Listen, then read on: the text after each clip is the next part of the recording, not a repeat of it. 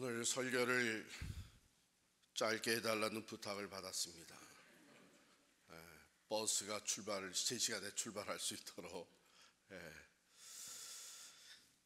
어느 중동 지방의 왕자가, 이게 기름 부자죠. 왕자가 중병에 걸렸어요. 그래서 미국에 와서 수술을 받게 됐는데, 유명한 의사가 이 왕자의 수술을 맡았습니다. 참 어려운 수술을 훌륭하게 말끔하게 끝내고 치료가 되었어요. 그 다음에 이 의사가 고민이 생겼어요. 비를 얼마짜리를 보내야 되는지, 차지를 얼마를 해야 되는지, 치료비에 대한 고민이 생겼어요.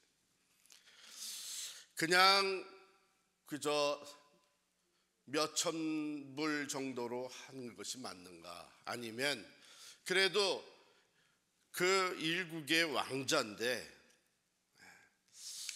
좀 체면을 세워주기 위해서 무작정 많이 달라고 요구하는 게 맞는가? 그래서 마침 교회 목사님이 생각이 난 거예요. 목사님이 중동 지역 선교를 하시니까 그 지역에 대해서 잘 아시겠다. 치료비를 얼마를 요구하면 될까요? 목사님에게 연락을 했어요. 그랬더니 목사님이 집사님, 그 중동 사람들, 특별히 중동 왕실의 왕자들은 프라이드가 매우 강합니다.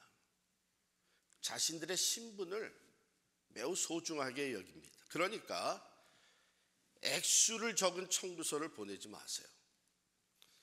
빈 청구서를 보내면서 밑에다가 이런 글을 쓰십시오. 왕자님의 신분에 합당하게 지불하여 주십시오.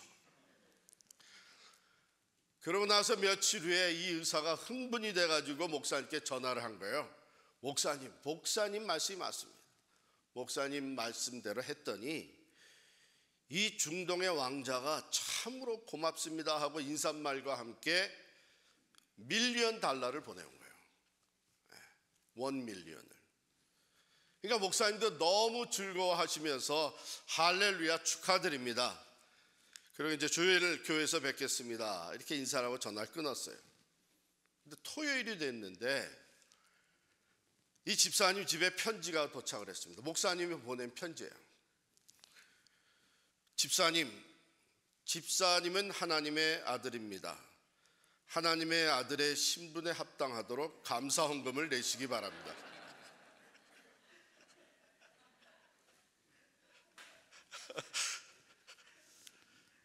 우리 삶을 살아가는데 자기의 그 정체성, 신분의식을 갖는다는 게 참 중요하잖아요.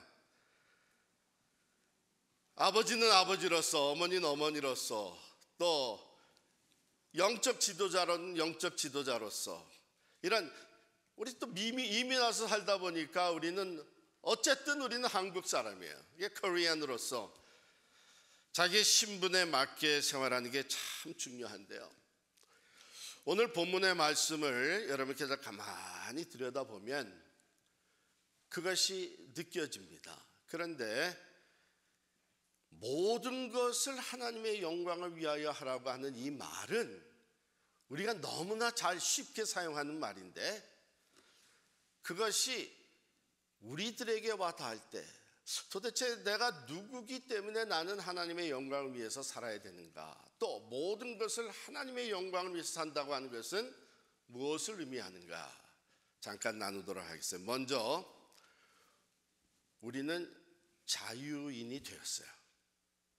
모든 죄의 심판에서부터 자유해졌고요, 또 모든 그 율법에서부터 자유해졌습니다. 그래서 자유인이 됐기 때문에 우린 자유인으로서 모든 일에 먼저 감사하며 자유를 누릴 수 있어야 돼요. 오늘 말씀에도 보면 여기에 무슨 음식을 먹을 거냐 말 거냐 이런 거에 대해서 자유해지기를 말씀하고 있습니다. 무릇 시장에서 파는 것은 양심을 위하여 묻지 말고 먹으라. 이는 땅과 거기 충만한 것이 주의 것입니다. 무엇이든지 감사함으로 받으면 되는 거예요. 이게 자유가 되는 거예요. 그래서 우리에게 이 자유가 주어졌기 때문에 하나님의 영광을 위해서 산다고 하는 것은 모든 것에 대해서 감사하며, 특별히 우리에게 주신 이 자유에 대해서 감사하면서 살아가는 것이 하나님께 영광이 됩니다. 이미 더 많은 것을 주셨죠. 만물을 창조하시고 이 자연을 우리가 즐길 수 있도록 우리에게 주셨어요. 예수 그리스도 안에서 영생과 참 자유를 우리에게 주셔서 우리는 이제 죄의 심판에서부터 자유함을 얻었습니다. 무엇을 먹을까 무엇을 마실까 염려하지 아니하고 살아갈 수 있도록 우리는 이 모든 것을 지으시고 다스리시고 우리의 필요를 아셔서 때를 따라 은혜를 베푸시는 하나님 아버지 안에서 걱정과 두려움, 근심에서부터 벗어나 자유함을 누릴 수 있게 됐습니다. 그래서 여러분과 제가 하나님의 영광을 위해서 모든 것을 한다고 하는 것은 먼저 모든 일에, 특별히 우리에게 주신 자유에 대해서 감사하는 거예요. 감사. 그게 하나님이 기뻐하시는 것이죠. 우리 부모의 심정도 그런 거 아니겠어요? 자녀를 위해서 참 부모가 최선을 다하고 있는데 그저 이 녀석은 그냥 늘 불평불만이. 그러면 부모가 기뻐하겠어요? 그런데 조그만 것이라도 엄마 땡큐, 아빠 정말 고마워요 이러면서 감사하는 자녀들을 보면서 우리는 기쁨을 얻고 또 영광을 받아요. 나는 우리 부모님 때문에 내가 이렇게 됐다. 난 부모님께 늘 감사한다.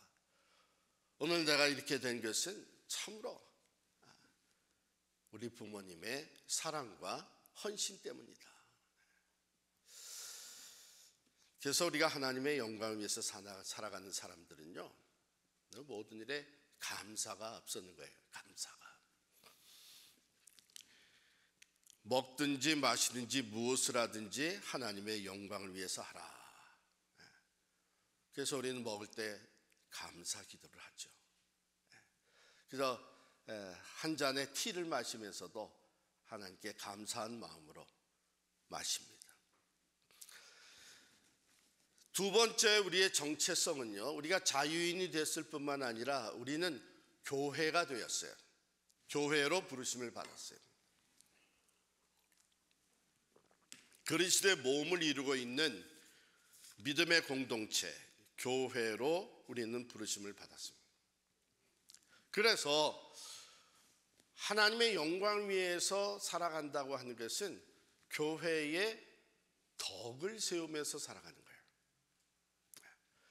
교회가 사랑으로 하나 되고 그리스도를 닮아서 성장해 나아가고 연약한 자들을 돌아보고 그리고 서로 섬겨주는, 이것이 교회의 모습이고 그 모습을 보면서 우리 하나님 아버지는 기뻐하시고 영광을 받으시는 것이죠. 우리가 잘 아는 대로 오히려 그렇지 못할 때 교회가 서로 비난하고 다투고 분열이 되고 하게 되면 하나님이 영광을 받으시는 것이 아니라 하나님의 영광을 우리가 가리우게 되는 것이죠.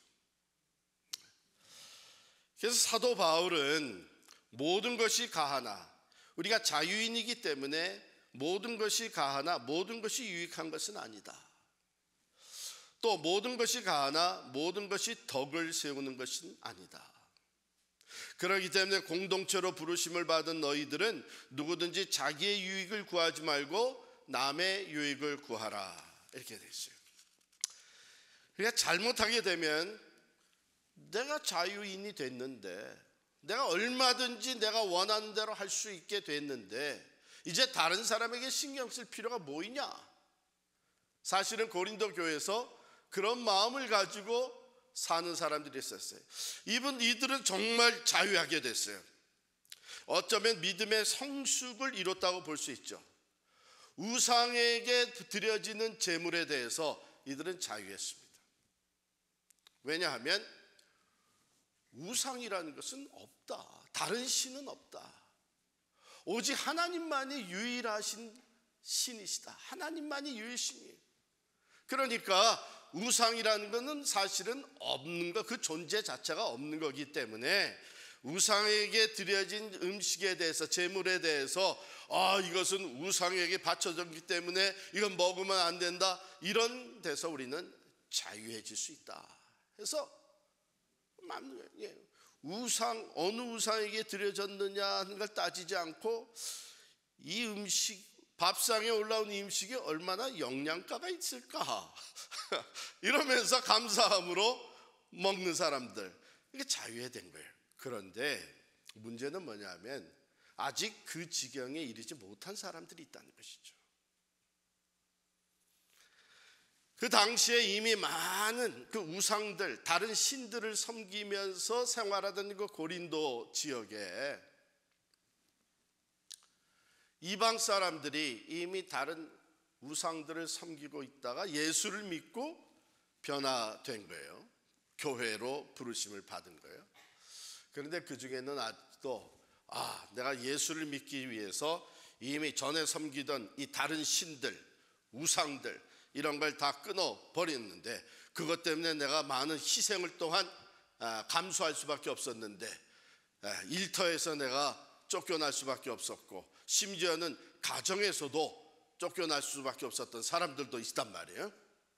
그런 걸 다 감수하고 그것을 다 내가 이제는 잘라버렸는데, 아니 뭐야, 예수를 믿는 사람들, 그리고 앞서서 믿은 사람들, 더욱이 리더십을 발휘하는 사람들이 우상의 음식을 먹네, 우상의 제물을 먹네. 그러면 예수 믿는 게 다를 게 뭐 있나, 이러면서 마음의 시험을 받는 거예요. 그러면은 우리 소위 한 사람의 자유가 아직 연약한, 신앙에 연약한 사람의 걸림돌이 되는 거예요.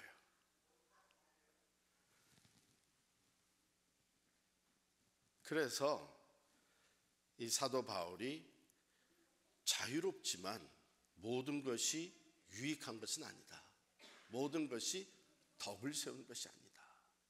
그래서 이제는 공동체, 교회로 부름을 받은 사람의 자신의 신분, 그 정체성을 기억을 하고 내가 해야 될 일은 내 권리와 자유를 누리는 그것뿐만 아니라 필요에 따라서 내 권리도 내려놓고 자유도 스스로 제한시킬 수 있는, 뭐 때문에? 교회를 세우기 위해서, 연약한 자들을 세워주기 위해서, 그들에게 걸림돌이 되지 않게 하기 위해서.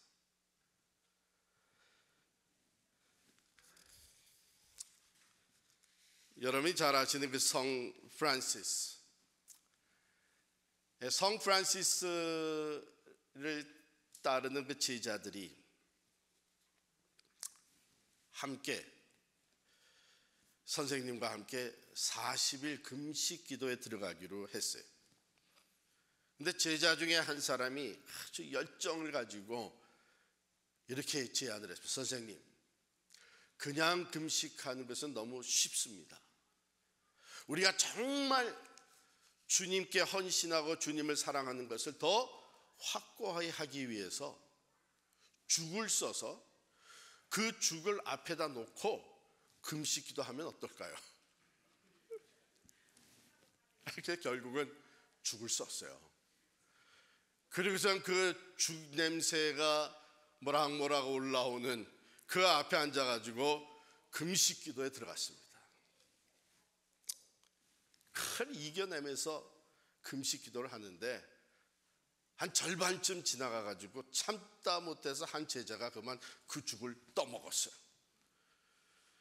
그러니까 다른 제자들이 일제히 그 동료를 바라보면서 분노하면서 비난을 했습니다. 누구 한 사람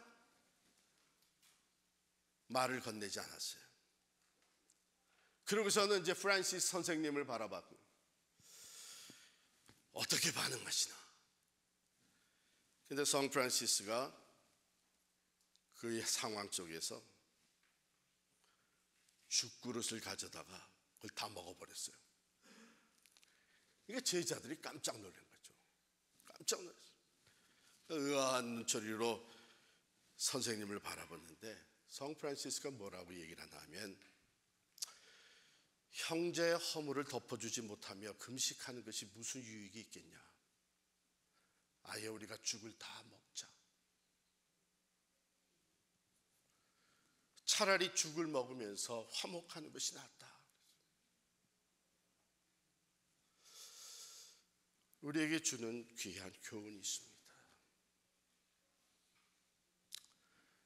공동체 삶은 나를 드러내기 위한 삶이 아닙니다. 때로는 내 공로, 내 업적, 내 헌신, 내 열심, 또 누구보다도 내 신앙이, 믿음이 크다고 하는 것을 드러내는 것이 아닙니다.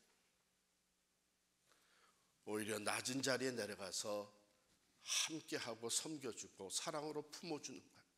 그래서 우리가 모두 하나가 되어 그리스도의 장성한 분량에까지 자라가는 것이 교회입니다. 우리가 교회로 부르심을 받았다는 걸 기억할 필요가 있어요. 교회는 그리스도의 몸입니다. 우리가 서로 함께 그리스도의 몸을 세워가기 위해서는 아직 신앙이 미약한 사람들을 위해서, 그들에게 내가 혹이라도 걸림돌이 될까, 내게 주어진 권리나 자유조차도 스스로 제한시킬 수 있는 이런 삶이 필요한 것이죠. 혹간의 교회 내에서 다른 지체를 비난하거나 정죄한다면 우리는 교회로 부름을 받은 우리 자신의 신분에 맞지 않는 생활을 하고 있는 것입니다. 마지막으로 우리는 또한 사명자로 부름을 받았습니다. 자유인으로 부름을 받았고, 교회로 부르심을 받았고, 사명자로 또한 부르심을 받았어요. 사도 바울은 너희가 먹든지 마시든지 무엇을 하든지 다 하나님의 영광을 위하여 하라 말하고, 그 다음에 32절에 보면 유대인에게나 헬라인에게나 하나님의 교회나 거치는 자가 되지 말고 나와 같이 모든 일에 모든 사람을 기쁘게 하여 자신의 유익을 구하지 아니하고 많은 사람의 유익을 구하여 그들로 구원을 받게 하라. 우리는 구원의 복음을 받은 사람들이에요. 다른 사람들보다 앞서서 구원의 은총을 입은 사람들.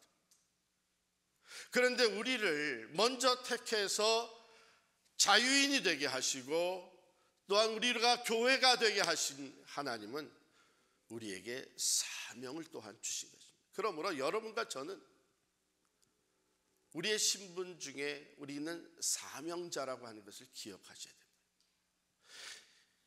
혹간에 내 신분을 망각하고 사는 사람들이 있는데 사명은 다 잊어버리고 계속해서 내가 받을 은혜만 생각하며 신앙생활하는 사람들이 있어요. 지극히 개인주의적인 신앙생활로 빠져들어갑니다. 분명히 우리를 먼저 택하여 불러주신 것은 우리가 화목하게 하는 말씀, 화목하게 하는 구원의 능력, 예수 그리스도의 십자가와 그리스도의 이름을 전하게 하는 사명을 우리에게 맡겨주신 것입니다. 만약에 그것이 필요가 없다면, 사명과는 상관이 없다면 구원받은 우리들을 뭐 때문에 이 세상이 계속 두시겠어요? 이 세상보다도 훨씬 더 밝고 빛나고 걱정이나 근심, 눈물이나 고통, 아니 죄와 죽음과 아무 상관이 없는 영원한 하나님 나라로 그냥 불러가시면 되지. 그런데 하나님은 구원받은 우리들을 이 땅에 두시고 하나님이 정한 그날까지 이 땅에 계속 살게 하시죠. 그 이유는 사명이 있기 때문에. 이 사명을 감당하기 위해서 내가 모든 것에 자유하지만 내 자유를 스스로 제한시키면서 살아가는 것이죠. 내가 모든 것에 부족함이 없지만 내가 스스로 낮아져서 종이 되어 섬기며 살아가는 것이죠.